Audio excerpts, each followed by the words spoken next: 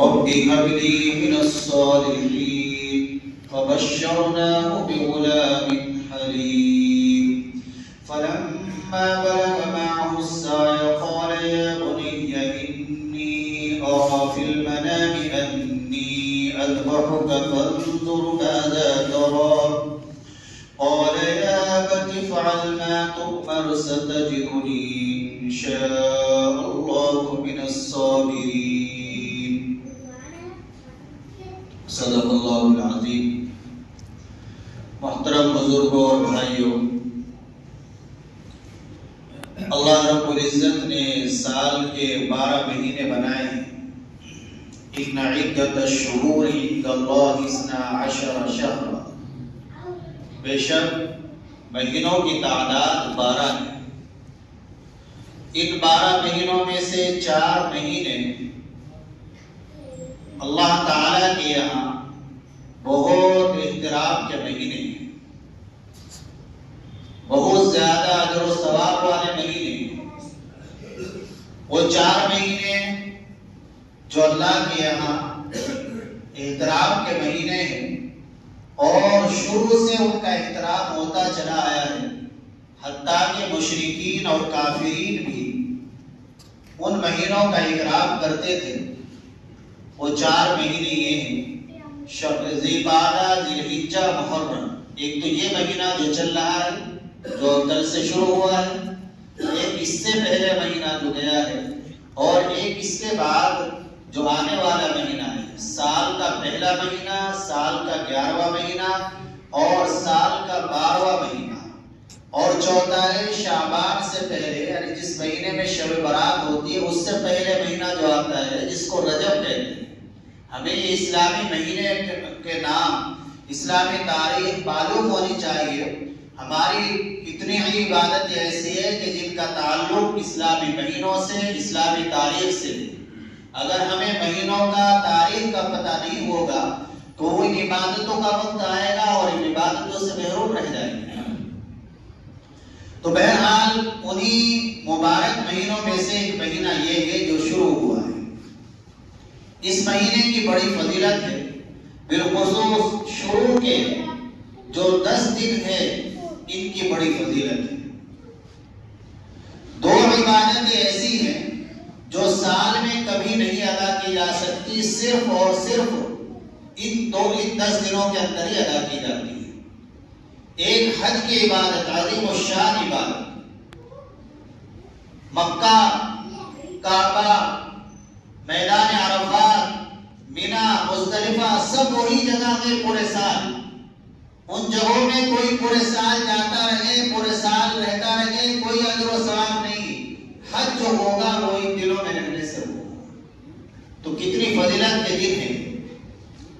حدیث پاک کے اندر ہے، ترمذی شریف میں روایت ہے، اللہ کے نبی صلی اللہ علیہ وسلم نے فرمایا کہ اللہ کو ان نیک دنوں کے اندر، ان 10 دنوں کے اندر اللہ تعالیٰ کو نیک عمل بہت زیادہ پسند ہے، بہت زیادہ پسند ہے۔ لہذا ہماری کوشش اور فکر یہ ہونی چاہیے کہ میرے یہ 10 دن نیک اعمال کے ساتھ گزرے، اعمال صالحہ کے ساتھ گزرے، گناہوں سے بچ کر گزرے، کوئی گناہ کا کام نہ ہو۔ کیا نیک اعمال کرنے ہیں؟ حدیث پاک کے اندر آتا ہے کہ ان 9 دنوں میں ایک روزے کا ثواب 1 سال کے روزوں کے برابر ہے۔ موسم آج اچھا ہے اور دن میں اللہ نے جتنی ہمت دی ہے، ایک دن کا روزہ رکھیں گے 1 سال کے روزوں کے برابر۔ اور خاص طور سے 9 ذی الحجہ کے بارے میں، بقرعید سے پہلے کا جو دن ہوتا ہے اس کے بارے میں حضرت ابو قتادہ رضی اللہ تعالیٰ عنہ فرماتے ہیں، اللہ کے نبی صلی اللہ علیہ وسلم نے ارشاد فرمایا، صیام یوم عرفہ انی احتسب علی اللہ ان یکفر السنۃ التي قبل والسنۃ التي بعد، او کما قال علیہ الصلوۃ والسلام، کہ جو آدمی یوم عرفہ کا روزہ رکھے گا، 9ویں تاریخ کا روزہ رکھے گا، بقرعید سے 1 دن پہلے کا روزہ، تو مجھے اللہ کی ذات سے امید ہے کہ اللہ 1 سال کے پچھلے اس کے کے گناہ معاف فرما دیں گے، 1 سال کے اگلے گناہ معاف فرما دیں گے۔ کتنی بڑی فضیلت! حضرت عبداللہ بن عباس رضی اللہ تعالیٰ عنہ فرماتے ہیں کہ اس سے معلوم ہوتا ہے کہ اس روزہ رکھنے والے کو اللہ تعالیٰ کی طرف سے 1 سال کی زندگی بھی مل جائے گی، جبھی تو ایڈوانس میں گناہ معاف ہو رہے ہیں۔ یہ خوشخبری ہے اس کے لیے۔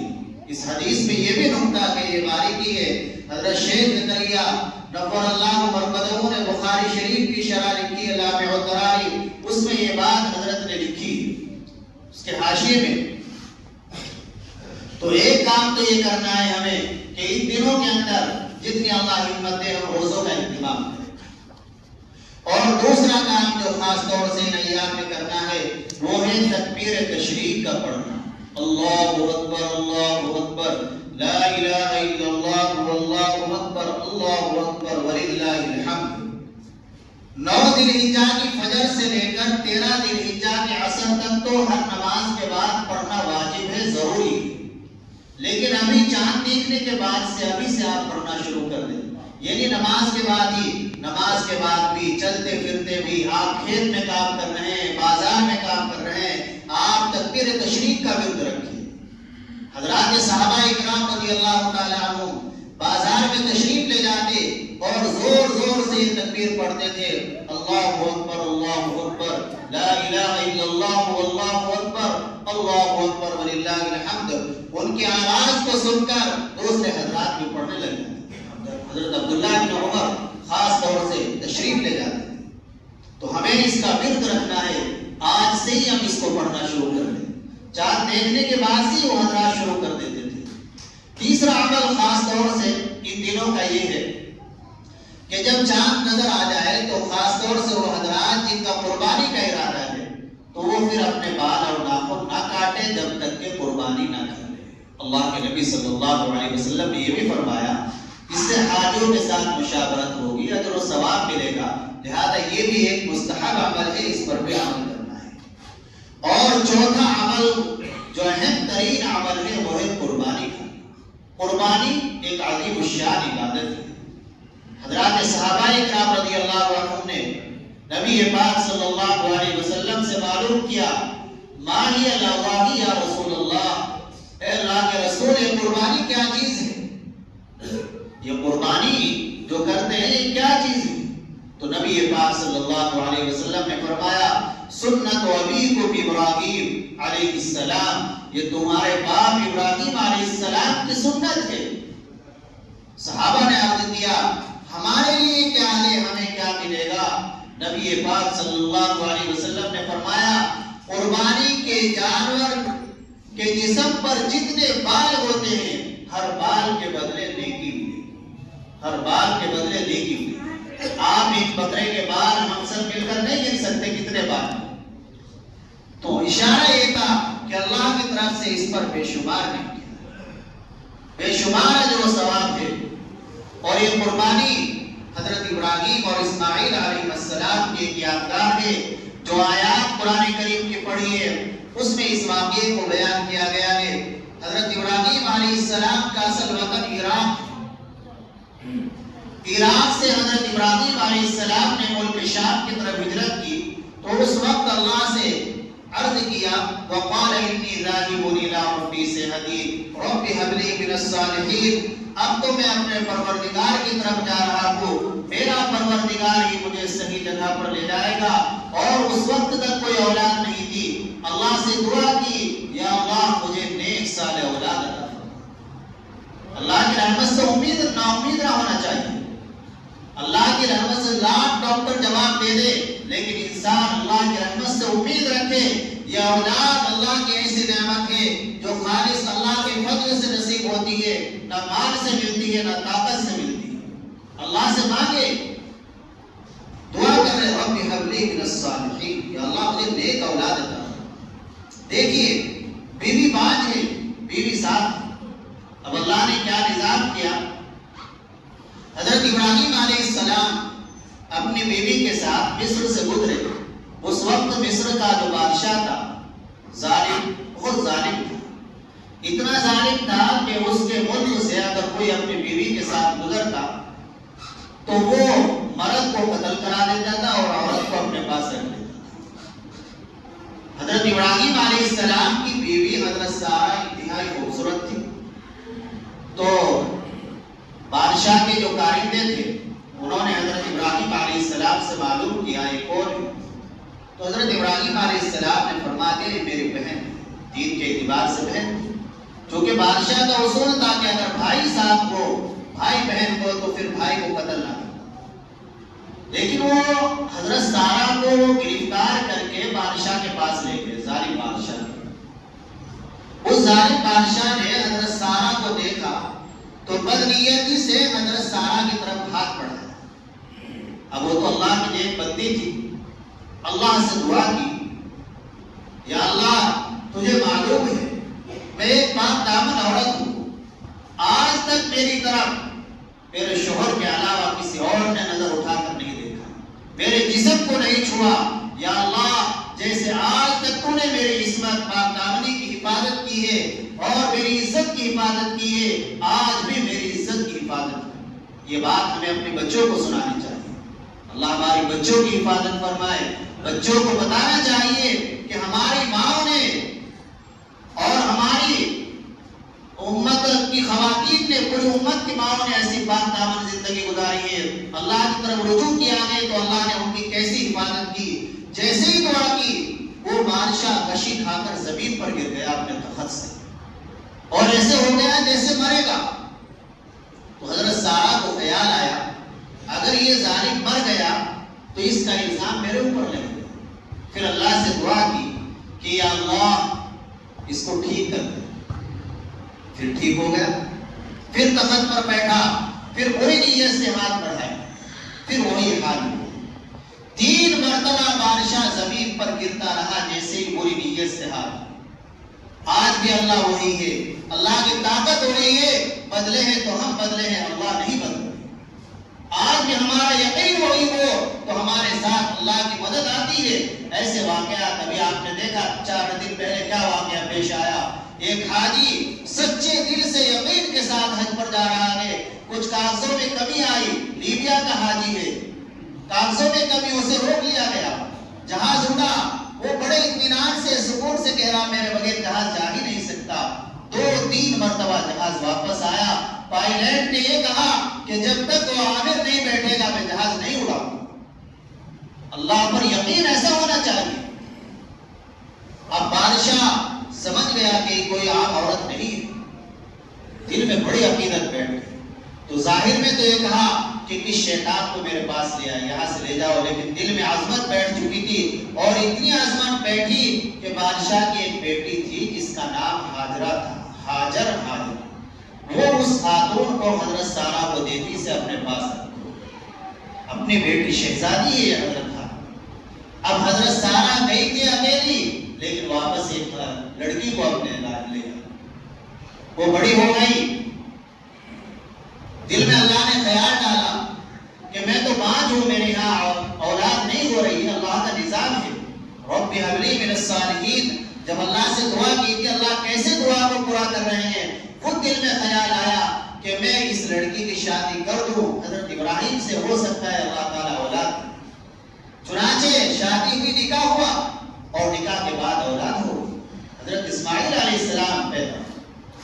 اب بہرحال عورتیں ہیں، اب شرم آنے لگی، میں اتنی عمر کی، میرے یہاں اولاد نہیں ہوئی، کل کی بچی اس کے یہاں اولاد ہو گئی، تو آپس میں ذرا کھٹپٹ رہے۔ پھر اللہ کی طرف سے اس کا بھی نظام یہ ہوا، اب حضرت ابراہیم علیہ السلام کی آزمائش آتی ہے اور اللہ کا حکم آتا ہے، اے ابراہیم تم اپنے بچے کو اور اپنی اس نئی بیوی کو، اپنی اس چھوٹی بیوی کو مکہ مکرمہ لے کر چلو اور وہاں چھوڑ کر آ جاؤ۔ چنانچہ حضرت ابراہیم علیہ السلام اپنی بیوی حضرت ہاجرہ اور اسماعیل علیہ السلام کو لے کر مکہ مکرمہ پہنچے۔ اس وقت وہاں کوئی آبادی نہیں اور کچھ کھجوریں تھی، پانی تھا، وہ سب حضرت ہاجرہ کے حوالے کر کے وہاں سے رخصت ہونے لگے، آنکھوں سے آنسو جاری تھے۔ آپ سوچئے بڑھاپے میں ایک بچہ ہے، اسی کو چھوڑ کر جا رہے ہیں اللہ کے حکم کے ساتھ۔ حضرت ابراہیم علیہ السلام کی بہت آزمائشیں آئی، لیکن اللہ ہر امتحان میں ان کو کامیاب کرتے رہے۔ اللہ نے خود بیان فرمایا ہے وَإِذِ ابْتَلَىٰ إِبْرَاهِيمَ رَبُّهُ بِكَلِمَاتٍ فَأَتَمَّهُنَّ، اللہ نے پروردگار نے ابراہیم علیہ السلام کی آزمائشیں کی، وہ ہر آزمائش میں کامیاب ہوتے چلے، اللہ نے ان کو کامیاب کیا۔ تو جب وہاں چھوڑ کر جا رہے تھے تو حضرت ہاجرہ نے کہا کہ آپ ہمیں جنگل بیابان میں چھوڑ کر جا رہے ہیں، یہاں نہ کوئی انسان نظر آتا ہے، نہ کوئی کھانے پینے کی چیز دور دور تک نظر آ رہی ہے، کیا آپ نے اللہ نے آپ کو یہ حکم دیا ہے؟ تو حضرت ابراہیم علیہ السلام نے کہا نعم، کہ ہاں مجھے اللہ کا یہ حکم ہے، میں تمہیں یہاں چھوڑوں۔ تو وہ بھی پیغمبر کے ساتھ رہ چکی تھی، ایک ظالم کی بیٹی، لیکن جب پیغمبر کی صحبت میں رہی تو کیسی بدلی؟ کہتی ہے اذا لا یضیعنا، اگر اللہ کا حکم ہے تو اللہ ہمیں ضائع نہیں کرے گا، اللہ ہماری حفاظت کرے گا۔ چنانچہ پانی ختم ہو گیا، کھجوریں ختم ہو گئی، پانی کی تلاش میں نکلی، پانی کا بھی اللہ نے انتظام کر دیا کہ اللہ نے وہاں سے زمزم جاری کر دیا جو قیامت تک جاری رہے گا، قیامت تک۔ اور جو جو کام انہوں نے کیے ان سب کو اللہ تعالیٰ کو ان کی ادا اتنے پسند آئی کہ اس کو حج کا عمرے کا جز بنا دیا۔ خیر حضرت اسماعیل علیہ السلام بڑے ہو گئے، 13 سال کی عمر تقریباً ہو گئی، بعض مفسرین نے لکھا ہے پھر اللہ کی طرف سے خواب میں دکھایا جاتا ہے کہ میں اپنے بیٹے کو ذبح کر رہا ہوں۔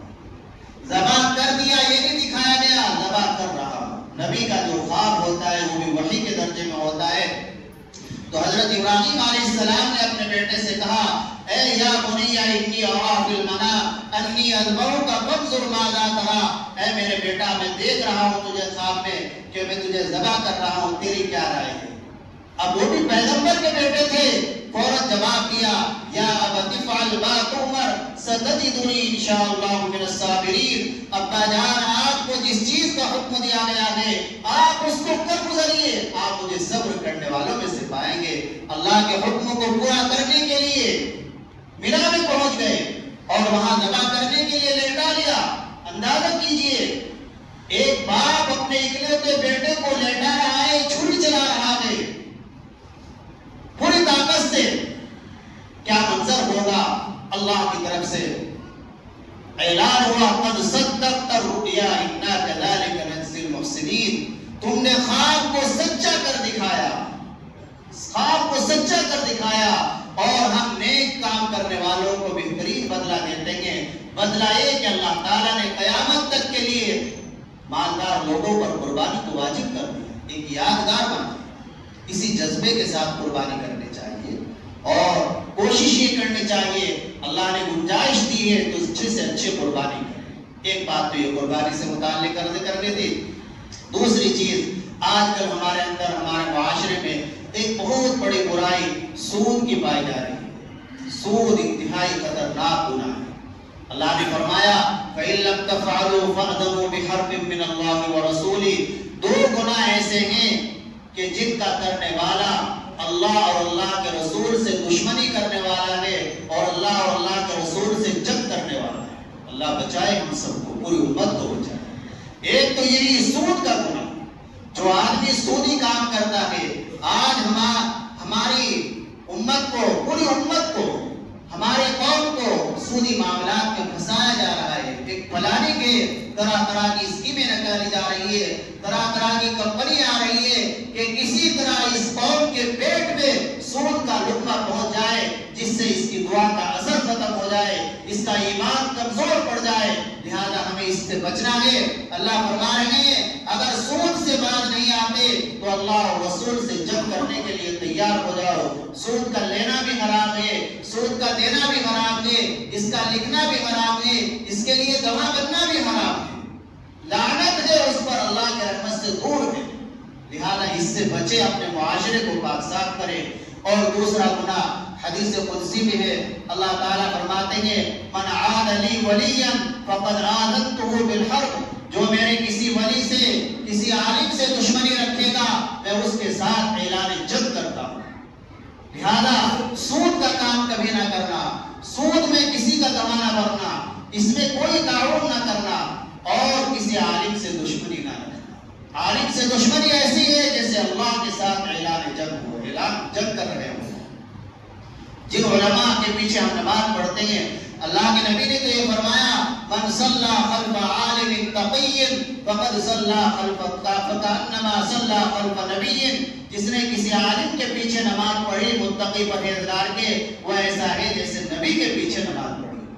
اور اس کا گناہ علماء نے لکھا ہے جو کسی عالم کو ستاتا ہے، دشمنی رکھتا ہے، اللہ تعالیٰ اس کی نسلوں سے دین کو، علم کو ختم کر دیتے ہیں۔ دو باتیں ہو گئی۔ تیسری اور آخری بات یہ ہے کہ جمعے کے دن عام طور سے ہمارے بھائی ایسا کرتے ہیں کہ 2 فرض پڑھے اور چلے گئے، یہ بھی بہت غلط بات ہے۔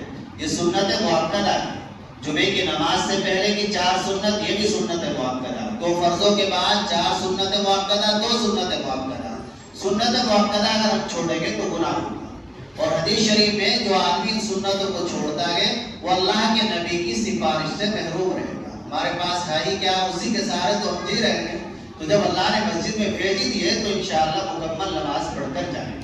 ایک چھوٹا سا عمل ہے حدیث شریف میں جمعے کے دن کے بارے میں کہ جو آدمی جمعے کے دن 7 مرتبہ قل هو اللہ پڑھے، بسم اللہ سمیت، اللہ کا شکر سب کو یاد ہے، قل هو اللہ احد اللہ الصمد پوری سورت، اور 7 مرتبہ بسم اللہ سمیت قل اعوذ برب الفلق پڑھے پوری سورت، اور 7 مرتبہ بسم اللہ سمیت قل اعوذ برب الناس۔ ماشاءاللہ ہے، سب کو یاد ہوگی یہ تینوں سورت، یاد ہے نا؟ 7 مرتبہ قل هو اللہ، 7 مرتبہ قل اعوذ برب الفلق، 7 مرتبہ قل اعوذ برب الناس، ہر مرتبہ بسم اللہ پڑھیں۔ فائدہ کیا ہے؟ اللہ کے نبی نے یہ فائدہ بتلایا۔ پوری دنیا جھوٹی ہو سکتی ہے، اللہ کے نبی کا فرمان جھوٹا نہیں ہو سکتا۔ یہ فرمایا اگلے جمعے تک شر سے محفوظ رہو، 3 منٹ بھی نہیں لگنے کی اس عمل میں، اور پورے ہفتے کی گارنٹی دے دی اللہ کے نبی صلی اللہ علیہ وسلم نے کہ اگلے جمعے تک شر سے محفوظ رہو۔ انشاءاللہ اس کو بھی اپنی زندگی کا جو عمل معمول بنائے کہ یہ صورتیں دنوں پڑھا کریں۔ اللہ عمل کی توفیق عطا فرمائے۔